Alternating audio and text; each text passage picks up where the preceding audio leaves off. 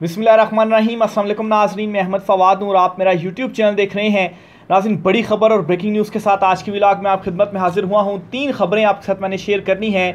सबसे पहली तो ये कि सुप्रीम कोर्ट ऑफ पाकिस्तान में बड़ी अनहोनी हो गई है। एक बड़ा सरप्राइज़ हुकूमत को मिला है सुप्रीम कोर्ट ऑफ पाकिस्तान से और एक ऐसा अनएक्सपेक्टेड फैसला सुप्रीम कोर्ट की जानिब से दे दिया गया है जिसकी हुकूमत ख़ास तौर पर तवक्को नहीं रख रही थी। बड़ी विकेट उड़ चुकी है। कुछ एक्सक्लूसिव डिटेल्स हैं आपके साथ मैंने शेयर करनी है। दूसरे नंबर पर नाज़रीन, 9 मई से मुतलिक अहम मामला भी सुप्रीम कोर्ट ऑफ पाकिस्तान ने टेकअप कर लिया है और इमरान खान साहब जो ये मुसलसल कहते थे कि वीडियो सबूत सीसीटीवी फुटेजेस जो हैं वो दिखाई जाएं, तो सुप्रीम कोर्ट ऑफ पाकिस्तान ने भी 9 मई से मुतल्लिक इस मामले की सीसीटीवी फुटेजेस और सबूत मांग लिए हैं। एक बड़ी डेवलपमेंट हुई है 9 मई से मुतल्लिक सुप्रीम कोर्ट में भी। इससे रिलेटेड भी कुछ तफसीलात आप साथ में शेयर करूंगा।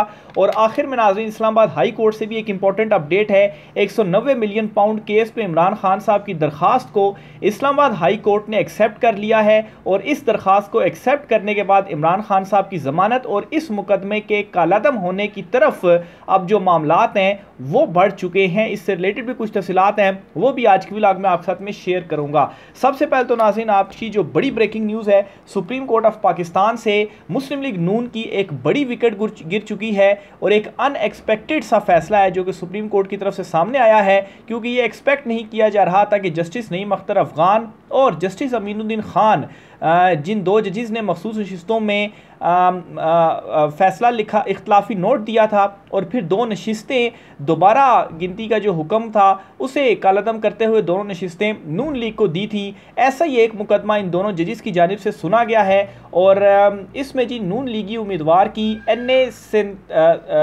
97 में दोबारा गिनती की जो दरख्वास्त है वो मुस्तरद कर दी है और इस हलके में पाकिस्तान तहरीक इंसाफ के जो रुकने कौमी असम्बली है उनको बरकरार रखा गया है। तो ये एक बड़ी डेवलपमेंट हुई है और ख़ास तौर पर उस वक्त ये डेवलपमेंट सामने आती है जब चीफ जस्टिस काजी फ़ाइज़ ईसा और हुकूमत के दरमियान कुछ जो मामलात हैं उनको लेकर इस वक्त फड्डा भी चल रहा है, चहमगोइयाँ इस किस्म की हो रही हैं। बहरहाल अचानक से ये जो रवैया है वो तब्दील होना और ये 2 जो जजेस हैं ये दोनों चीफ जस्टिस काजी फ़ाइज़ ईसा साहब के बहुत ज़्यादा करीब हैं। यहाँ तक भी इनके हवाले से कहा जाता है जी कि जो इख्तलाफी नोट इनकी जानिब से लिखा गया वो असल में चीफ जस्टिस काजी फ़ाइज़ ईसा जो हैं वो भी उसके ऊपर एग्री थे और एक किस्म का उनके मुताबिक ये इख्तलाफी नोट आया और इन दोनों जजेस की जानिब से जो दस्तखत हैं वो किए गए। बहरहाल तजज़िये अपने अपने पेश किए जा रहे हैं। तो इन 2 जजेस की जानिब से ये दोबारा गिनती के मामले के ऊपर समाअत की गई है। दौरान समाअत जी कहा गया जो लीगी रहनुमा थे जस्टिस नईम अख्तर अफगान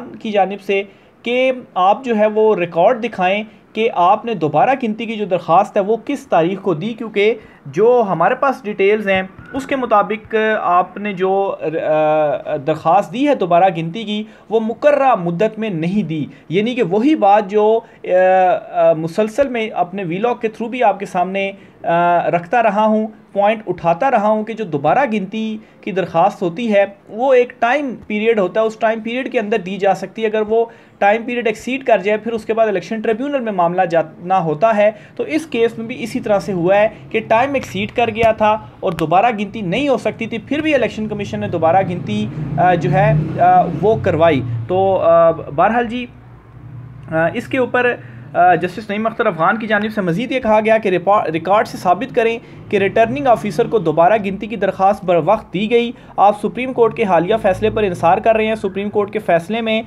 2 असूल तय किए गए हैं। सुप्रीम कोर्ट ने कहा जब दोबारा गिनती की दरख्वास्त बर वक्त आए तो दोबारा गिनती से RO इनकार नहीं कर सकता। सुप्रीम कोर्ट ने दोबारा गिनती के लिए दोनों उम्मीदवारों में वोटों के फ़र्क को भी बयान किया।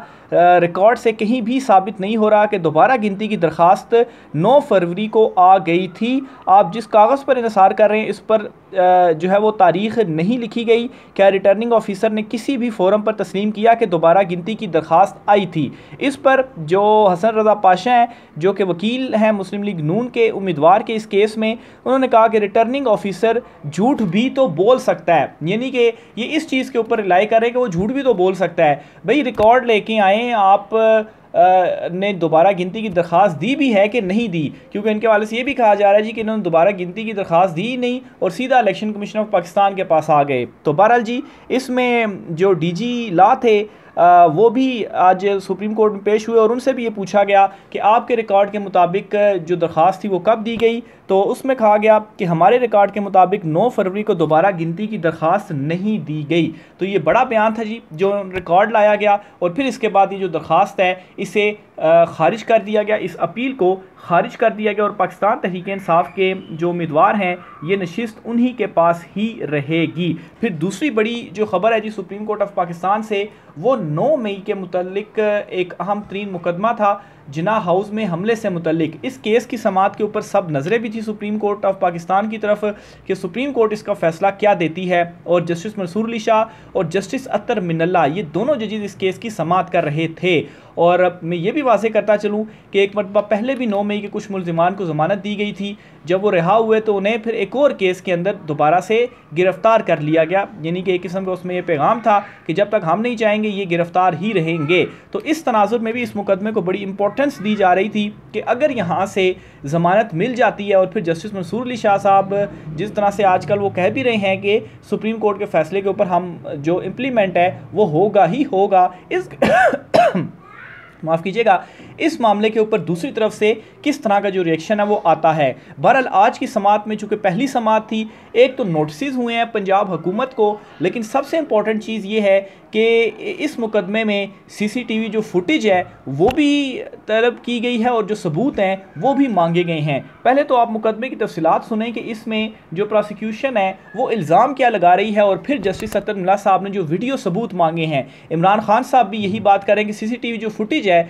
वो सामने लाई जाए, सब कुछ खुलकर सामने आ जाएगा। तो अब सुप्रीम कोर्ट ने भी CCTV फुटेज मांग ली है। जस्टिस मंसूर अली शाह ने इस्तफसार किया कि मुलजिम पर क्या इल्ज़ाम है। दरख्वास्त गुजार के वकील ने बताया कि मुलजिम पर पुलिस कांस्टेबल को डंडा मारकर ज़ख्मी करने का इल्ज़ाम है, लेकिन मेडिकल रिपोर्ट के मुताबिक पुलिस एहलकार को हजूम ने पत्थर मारकर ज़ख्मी किया था। अब देखें क्या मुकदमा है और असल में हुआ क्या। जस्टिस अतर मिनल्ला ने इस्तफसार किया कि क्या मुलजिम मौके पर मौजूद था। वकील ने बताया कि मुलजिम दुकानदार है और मौके पर मौजूद नहीं था। जस्टिस अतर मिनल्ला ने सवाल किया क्या मुलजिम की मौजूदगी की कोई CCTV फुटेज है।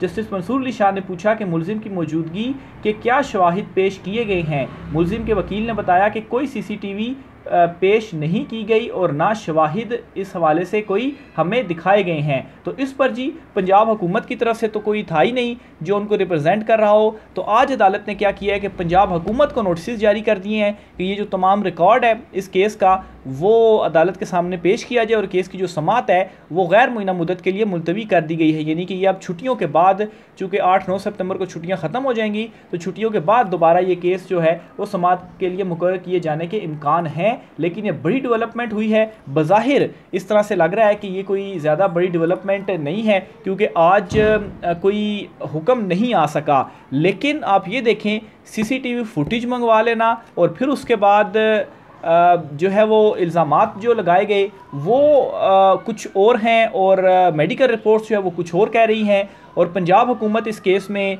आ ही नहीं रही जी, इसको उन्होंने रिप्रेजेंट ही नहीं किया, कोई था ही नहीं। तो आज की समाअत में तो अदालत ने सबूत मांग लिए हैं और ये बड़ी डेवलपमेंट हुई है, ख़ास तौर पर जिसको मैं बार बार कह रहा हूँ कि जो CCTV फुटेज है, इमरान खान साहब भी यही कहते थे कि CCTV फुटेज सामने लाई जाए, जुडिशल कमीशन बनाया जाए। तो एक किस्म का अब ये 2 रुकनी बेंच सुन रहा है। तो देखें CCTV फुटेज क्या प्रोसिक्यूशन अपने हक़ में पेश करती है, जो कि मेरा नहीं ख्याल कि अगर उनके पास होती तो वो पहले भी पेश कर देते। अगर नहीं है तो इनको ज़मानत मिलेगी और अगर ये ज़मानत पर रिहा हो जाते हैं और फिर उसके बाद इनकी दोबारा गिरफ्तारी होती है तो फिर जो मामलात होंगे अदालत में वो उस तरह से नहीं होंगे जिस तरह से अभी तक होता आया है, क्योंकि अब ये केस टेक ओवर कर लिया है जस्टिस मंसूर अली शाह साहब ने और जस्टिस अतर मिनल्ला साहब ने। तो ये जी दूसरी बड़ी खबर थी जो सुप्रीम कोर्ट से आज सामने आई है। फिर इसी तरह से जी आज इस्लामाबाद हाई कोर्ट में भी बहुत बड़ी डेवलपमेंट हुई है। 190 मिलियन पाउंड केस के हवाले से इमरान खान साहब ने अडयाला जेल जहां उनका ट्रायल चल रहा था